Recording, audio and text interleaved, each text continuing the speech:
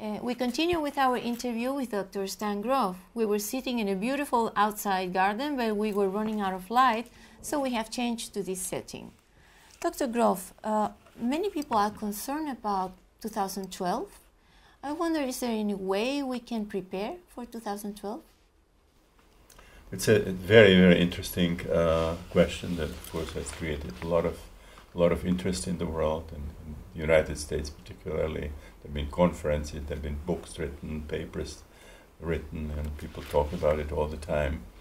And I have myself contributed a paper, which is on my website. And in that paper, I'm sort of asking several questions. You know, one is, how could the Mayans 2,000 years ago know anything that's relevant for the 21st century? Not only 21st century, but a particular date of the 21st century. And then the second was, if there is anything to it, is what was meant world destruction? Is it a physical destruction of the world as we know it, or is it more like a death rebirth experience? Is it end of the world sort of dominated by, you know, materialism, by destruction of the environment, increasing violence, insensitivity to nature, and so on? And if there is any relevance to it, one way or another, are there any indication that it's already happening? So the first part, I was trying to point out that they had extremely powerful mind-altering devices. They had peyote, which is a very powerful psychedelic cactus. They had psychedelic mushrooms that they were using. They had a certain kind of a toad that secretes, you know, powerful psychedelics. And then they also were using massive bloodletting that create visionary states. And my experience has been that in these visionary states, people can have very profound insights into how the universe works. You know, how what Jung called the archetypal world, normally invisible reality of the archetypes, influences what is happening here, and how the dynamics of the archetypes is correlated with the movements of the planets and the angular relationships.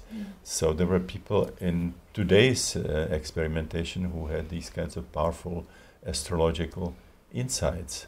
Now, you know, whether we believe that astrology is a valid instrument, there are certainly large numbers of people who are using it. And in astrology, you can describe something that happened thousands of years ago, or something that will happen, you know, in the future, because it's all related to the movements of the planets. And these kinds of insights show that astrology didn't begin in a way where people were sort of adding out individual informations and trying to put it together, but more like an illuminating vision of the whole mechanics of the universe. And they were excellent astronomers, you know, astrologers, and they had these powerful tools of inducing visionary states. So they certainly could make astrological prediction. Then the other thing is, was it a destruction that was implied somehow in the end of the calendar, or was it end of you know, one world and beginning of another? And if you study the reliefs on the stelae, which are the monuments, you know, where these things were portrayed, they certainly talk about a death rebirth experience rather than you know, death as such. And then you know, the last thing is, are there any indications that any of that it's implied in that kind of prophecy is really happening? And we can certainly say yes. I mean, there is on the one hand definite movement towards destruction. We see the increasing population, we see the industrial pollution, you know, that it's enormous, the insensitivity to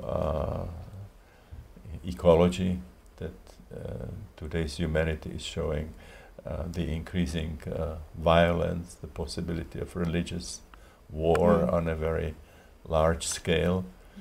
But at the same time, we see many people undergoing transformation in consciousness, kind of a death rebirth that moves them to a completely new and different place.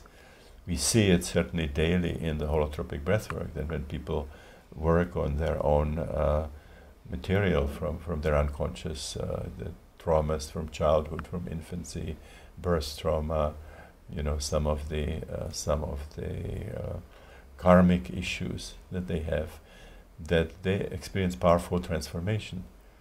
There is a reduction of aggression. There is increasing tolerance and compassion, and differences like in terms of gender and race and culture and ideology seem more interesting than something, that is a reason for violence or war and so on. People develop a kind of spirituality that's universal, that's all-encompassing, that's not sectarian, chauvinistic, doesn't divide the world the way organized religions do.